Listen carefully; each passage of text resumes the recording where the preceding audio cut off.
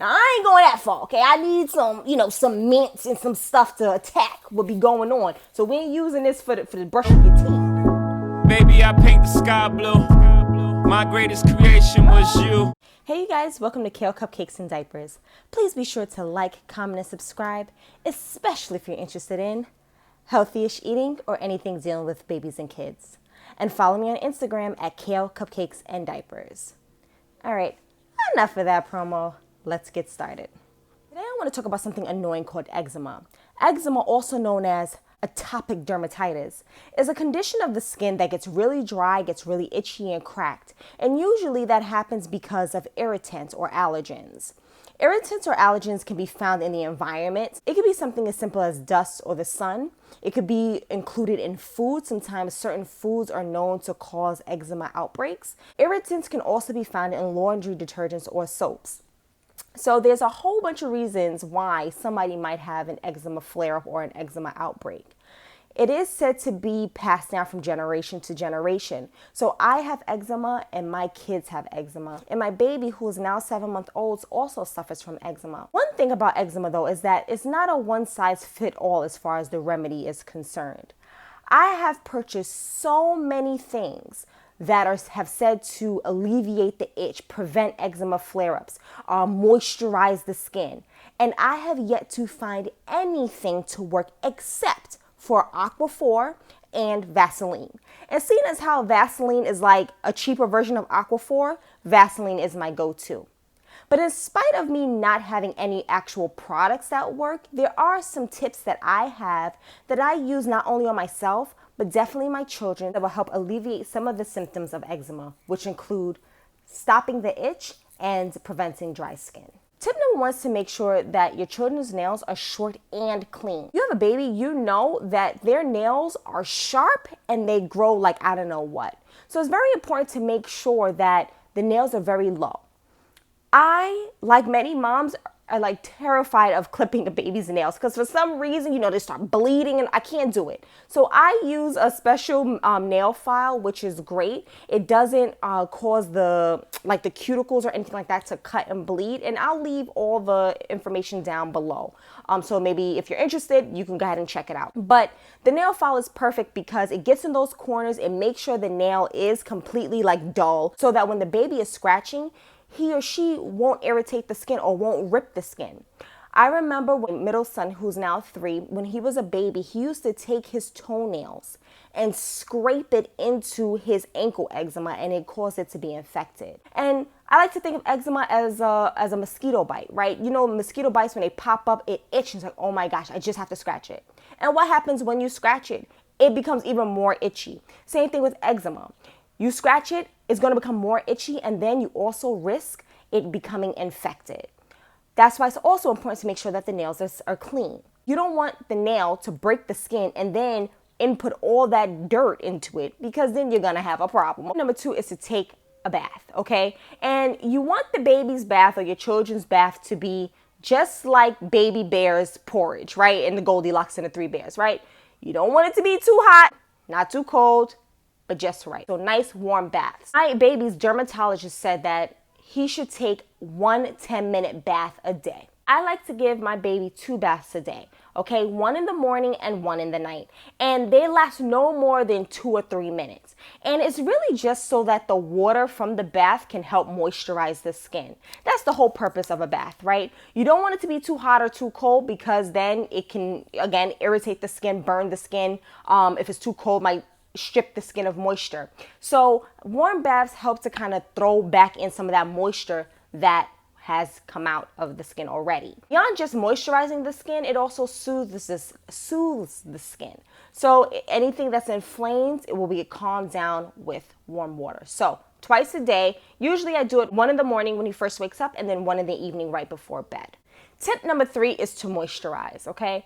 Now, I try to moisturize my baby's skin throughout the day. Okay, so during diaper changes, I try to throw some moisturizer on there. If he's now kind of crawling around, so when I pick him up off the floor, maybe throw a little moisturizer because we do have carpet. And the last thing you need is if you have eczema is to have something rubbing against your skin because it's going to dry it out. It's going to irritate it. So I try to keep him moisturized throughout the day using the Vaseline. My tip number 4 is to have hydrocortisone. Now, I'm going to put a disclaimer on that tip because I know there are a lot of people out there who are anti-medication or anti-steroids, okay? Hydrocortisone is a cream that you can put on. It comes as a cream or an ointment. The ointment has more of a texture of a Vaseline, so it's thicker in consistency. I know a lot of people are anti-steroids, especially when it comes to eczema, because it is said to thin out the skin. So if you use it on a daily basis, it does have the potential to make the skin thinner. Now, for me, because I have not found a product that actually works to prevent my baby or my children, for that matter, from itching and from having eczema flare-ups, I use hydrocortisone every day. Okay? And for my baby in particular, I use the 1% over-the-counter medicine, so it's not as strong as like 2.5% that you have to get for prescriptions, right? And I use it all over his body. So if you realize when I said I moisturize my baby, I didn't say after the bath, because after the bath, I use hydrocortisone all over his body. The 1% hydrocortisone isn't that strong. So the chances of it really having like long-term negative effects, such as thinning the skin, are minimal. It's really when you're going up, like the 2.5%, or they have like some other kind of acetonide and like all these other prescription medicine for eczema. Those are the ones you can't use every day. But the 1%, she said, is fine, and that's what I use. Because my baby is so small right now, I'm able to use it all over his body. I've come to realize if I do not use hydrocortisone, okay, after a bath, and I just put on Vaseline, my son will start scratching within the hour. If, however, I give him a bath, put on the hydrocortisone, okay, and then throughout the day, add on the Vaseline, and then give him a bath in the evening, and put on the hydrocortisone to last through the night, we're all good. So that is my sort of, regimen for my baby. One thing that's really important to realize about hydrocortisone is that in my personal experience with myself and all 3 of my children, it only works on fresh skin. So hydrocortisone is not something that you can just wear throughout the day and you just put it on top of your skin. That doesn't work for me. In order to really target the itch, it has to be on freshly clean skin and it has to go on first. So some people like say, okay, I'll put some Vaseline and then I'll put the hydrocortisone. No, it has to be wash wet skin, dry it up a little bit, not with a towel because that's an irritant as well. So you can use let it air dry or get some tissue and just blot the skin, okay? Then you put the hydrocortisone and that will take care of the itch. Tip number 5, make sure that your child is always in a onesie. I'm talking about one that's like all the way covered, long sleeves and the feet in, okay? The reason why that's important is because when you moisturize your baby or your children, you want to make sure all that cream and stuff you put on their body stays there. You know, especially as the babies or children are active, you know, you put some cream on over here and by the time they crawl across the floor, you have a trail of like Vaseline on the carpet or on the floor, whatever the case may be. So you don't want that. You want to make sure that wherever you put the moisturizer, it stays put, okay? So it's important to make sure their whole body is covered. Also, like I mentioned earlier with my middle-aged son, my 3-year-old, he used to dig his toes into his skin, like into his eczema, which was around his ankles. And the thing is, eczema usually appears in the joints, right? So in the crevices and the folduses, right? So in the wrist, in the ankles, behind the knees, right? So anywhere, you know, where you get that extra little wrinkles, that's where the eczema is. So it's really important to make sure, you know, that your baby is covered. Tip number 6 is to make sure that the room is cool, right? So you have a nice, cool room. I've learned, I know with myself and with my children, if we get too hot and we start sweating, we become more itchier, okay? And we become more itchier. We become more itchy. I don't know the grammatical, whatever. We start to scratch, okay? I have to look it up, like, why is that the case? And apparently, you know, because when your body is too hot, it has to sweat to help bring down your body's temperature. And that sweat pulls the moisture from the skin. So when the sweat dries up, the moisture's already come out the skin. Now you left dry. You probably stink too, but that's a side note. But your skin is left dry. So it's nice to keep the room nice and cool to prevent you from sweat. I personally have the AC on pretty much 24/7, 365 a year. That's my personal preference. And I'm not saying that you have to do that, but you know, I think like 65, maybe 70 might be a good temperature range. But it's up to you and your child. You know what's best. But try to keep the room nice and cool.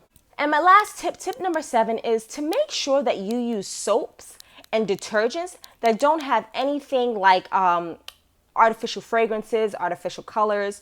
There's certain ingredients that you need to sort of look for to make sure that what you're using is as natural as possible. For my baby's bath, I typically use Dove, okay, the Dove Sensitive, and that's just more out of habit more than anything else. I've used that since I was pretty much, I don't know, an adolescent. And so that's just something that I stuck with. But I also really enjoy Dr. Bronner's Sensitive, Unscented Baby. I had to get the soap because I was like butchering the name. So I took the top off because whatever. But it's Dr. Bronner's 18-in-1 Hemp Baby Unscented Pure Castile Soap, right? It looks like this. And I particularly like this soap because it is plant-based. Castile soaps are usually just made up of a lot of plant-derived ingredients and oils to make a soap. And this particular soap you can use is an 18-in-1. So that means that you can use it for pretty much everything. Just so you know, the ingredients include water, organic coconut oil, potassium hydroxide, palm kernel oil, olive oil, hemp seed oil, jojoba oil, and that's pretty much it. So it's a bunch of plant-based oils that are used to make this soap. You can use this soap for pretty much everything. You can use it to do laundry, which I do use. I use this for my family's laundry. You can use it to bathe, to wash your hair, to wash fruit, to do dishes, to clean. Some people even use it to brush their teeth. Now, I ain't going that far, okay? I need some mints and some stuff to attack what be going on. So we ain't using this for the brushing your teeth. But it is a multi-purpose soap. And I've come to realize that this is great. It does not irritate my son's skin. And you just dilute it. Dr. Bronner's also has the same soap but scented. They have like peppermint, orange, almond, which I really loved was the almond. But since my son has nut allergies, I stopped using that. And a few other, lavender and a few other ones. So if you're interested, check out that soap, okay? But again, you just want to make sure that whatever you're using, whatever's going to touch your skin, whether it's the soap or the laundry detergent, you want to make sure that it's free from as many aggravating and irritating ingredients as possible. Thank you guys so much for tuning into this video. Let me know down below, are there some things that you would advise people who have eczema to do? Are there some tips that you have that I didn't mention? Also, if you have any product recommendations, let me know because, you know, I'm to be honest, I'm tired of wasting money. But if there's something that I should try, like it's like, oh my gosh, you should try this, just let me know. All right. Until the next time, thank you guys so much for tuning in, and I'll see you in my next video. Bye.